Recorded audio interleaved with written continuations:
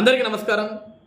ప్రజలు ఇచ్చిన తీర్పుతోటి ఓటమిని జీర్ణించుకోలేకపోతున్నాడు ఈ psycho Jaganmohan Reddy.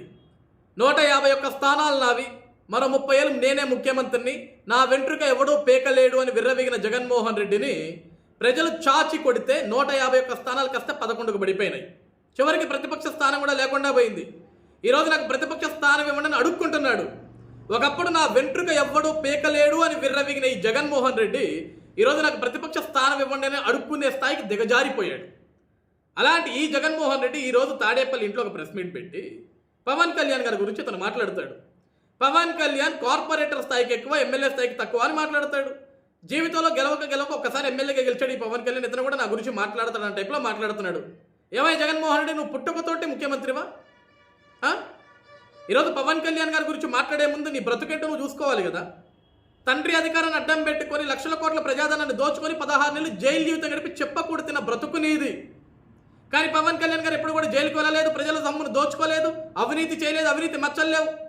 24 CBI charge షీట్లు నీ మీద, ప్రతి శుక్రవారం కోర్టుకు పోయే బ్రతుకు నీది. ఈరోజు కోర్టుకు కూడా పోకుండా తప్పించుకొని తిరుగుతున్న బ్రతుకు నీది. ముఖ్యమంత్రి పీఠం కోసం సొంతం బాబాయిని హతమార్చిన నీచ రక్త చరిత్ర నీది. ముఖ్యమంత్రి పీఠం కోసం నీ మీద నీవే కోడికతో దాడి చేయించుకున్న దిక్కుమాల రాజకీయం నీది. ఈరోజు నువ్వు ముఖ్యమంత్రి అవడం కోసం సొంత తల్లిని చెల్లిని వాడుకొని నువ్వు ముఖ్యమంత్రి అయిన తర్వాత ఆ తల్లిని చెల్లిని మెడబట్టుకు బయటికి గెంటిన దౌర్భాగ్య బ్రతుకు నీది. నువ్వు మాట్లాడుతావు పవన్ కళ్యాణ్ గారి గురించి, ఆయన రాజకీయ జీవితం గురించి. పులివెందల దాటితే కనీసం పోటీ చేయాలంటేనే ఉచ్చ పడిపోద్ది నీకు. పులివెందల దాటి బయటకు వచ్చి పోటీ చేసే దమ్ము నీ దగ్గర ఉండదు.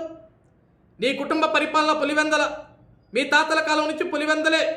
దాన్ని ఒక అడ్డాగా మార్చుకొని మీరు అక్కడే ఎన్నికల్లో పోటీ చేస్తుంటారు, అక్కడే గెలుస్తుంటారు. ఈరోజు నువ్వు కూడా అదే పులివెందలు ఎంచుకున్నావు, అదే పులివెందల నుంచి గెలుస్తూ వస్తున్నావు. పులివెందల దాటి ఇంకో జిల్లాకు రాగలవా నీకు? ఇంకో నియోజకవర్గంలో పోటీ చేసే దమ్ముందా నీకు? ఆ రాయలసీమ ప్రాంతాన్ని, ఆ కడప ప్రాంతాన్ని వదిలేసి బయటకు వచ్చి కృష్ణా, గుంటూరు, ఉమ్మడి గోదావరి జిల్లాల్లో ఎక్కడైనా పోటీ చేసే దమ్ము నీ దగ్గర ఉందా? నీ దగ్గర జగన్? లేదు కదా. ఈరోజు పులివెందుల నీ అడ్డా అని విర్రవీగే నీకు పులివెందుల నీ మెజారిటీ ఎంతయా జగన్మోహన్ రెడ్డి? పులివెందుల నీ మెజారిటీ ఎంత?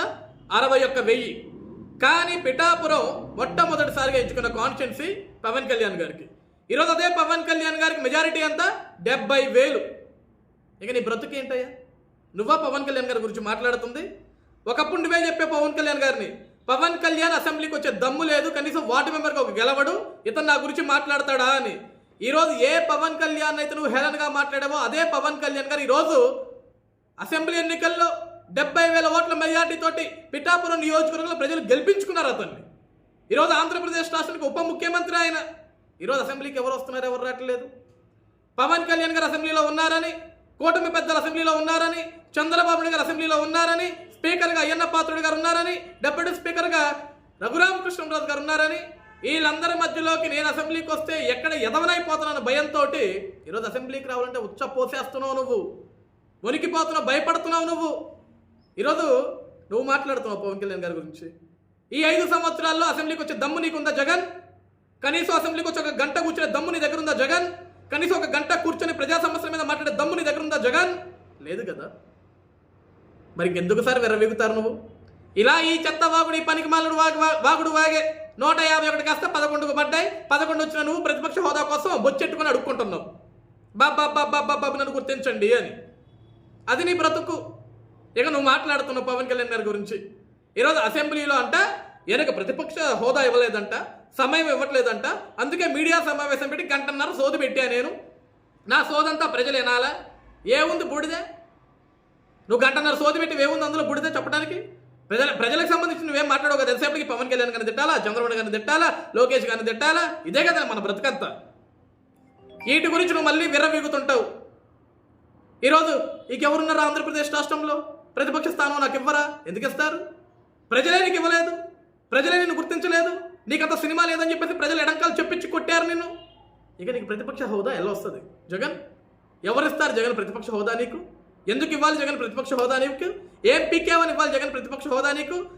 ఆంధ్రప్రదేశ్ రాష్ట్రాన్ని, అద్భుతంగా ఉండాల్సిన ఆంధ్రప్రదేశ్ రాష్ట్రాన్ని 30 ఏళ్ళు ఎన్నికి నెట్టేశావు, అందుకు ఇవ్వాలా ప్రతిపక్ష హోదా నీకు? ముఖ్యమంత్రి పీఠం కోసం సొంతం బాబాయిని హతమార్చావు, అందుకు ఇవ్వాలా ప్రతిపక్ష హోదా నీకు? ఈరోజు హత్యలు చేసి డోర్ డెలివరీ చేసి పనికిమాల వెదవలందరినీ పక్కన వెంటేసుకొని తిరుగుతుంటావు, అందుకు ఇవ్వాలా నీకు ప్రతిపక్ష హోదా? దేనికి ఇవ్వాలా ప్రతిపక్ష హోదా? ఈరోజు సిగ్గులేని మాటలు మాట్లాడటం కాదు జగన్, వాస్తవాలను ఒప్పుకోవాలా, నిజాల్ని నువ్వు అంగీకరించాలా, స్వీకరించాలా. ఈరోజు నువ్వు కేవలం పులివెందుల ఎమ్మెల్యే మాత్రమే.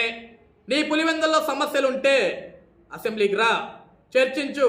నా పులివెందుల్లో నీటి సమస్య ఉంది, రోడ్డు సమస్య ఉంది, డ్రైన్ల సమస్యలు ఉన్నాయి, పిల్లల సమస్యలు ఉన్నాయి, స్కూల్స్ సమస్యలు ఉన్నాయి, ఇంకేమైనా సమస్యలు ఉంటే ఆ సమస్యలు వచ్చి అసెంబ్లీలో నువ్వు చర్చిస్తే ఈ సమస్యలు తీర్చేదానికి చర్యలు తీసుకుంటారు. ముఖ్యమంత్రి గారు ఉన్నారు, ఉప ముఖ్యమంత్రి గారు ఉన్నారు. నీలాగా సైకోతత్వంతో ఉండరు వాళ్ళు. వాళ్ళకి అన్ని నియోజకవర్గాలు కావాలి, అందరూ ప్రజానికం కావాలి, అందరికీ మంచి చేయాలని చూస్తారు, అందరికీ మేలు చేయాలని చూస్తారు. నీలాగా సైకో మాదిరి ప్రవర్తించరు. ఈరోజు అసెంబ్లీ ఎంత అద్భుతంగా ఉందో చూస్తున్నావు జగన్మోహన్ రెడ్డి. నువ్వు బూతులు ఉండవు, భజన లేదు, కేవలం పాలసీల మీదే మాట్లాడుతుంటారు. ప్రజా సంక్షేమం గురించి, ప్రజల రక్షణ గురించి, రాష్ట్ర భవిష్యత్తు గురించి మాట్లాడుతున్నారు తప్ప నువ్వు సూపర్ స్వామి, గన్నెచ్చే లోపల జగన్ వస్తాడు, బుల్లెట్లు దింపుతావు, నువ్వు తోపు స్వామి, నువ్వు తురుము స్వామి, గిసంటి పనికి మాల చెత్త భజన అసెంబ్లీలో లేదు. ఈరోజు చాలా అద్భుతంగా నడుస్తుంది జగన్ అసెంబ్లీ. అలాంటి అద్భుతమైన అసెంబ్లీలో నువ్వు కూర్చునే కనీసం ఆ స్థాయి కూడా నీకు లేదయ్యా. కానీ ఈరోజు కూడా స్పీకర్ గారు కానీ అందరు పెద్ద మనిషితోటి నిన్ను రామంటున్నారు, అసెంబ్లీకి ఆహ్వానిస్తున్నారు. అసెంబ్లీకి రావాలంటే వచ్చపోసుకునే నువ్వు పవన్ కళ్యాణ్ గారి గురించి మాట్లాడుతున్నావా? పోయి బెంగళూరు ప్యాలెస్ పోయి ఎగ్ పఫ్ తిని హ్యాపీగా పబ్జీ గేమ్ ఆడుకుని పడుకోపా.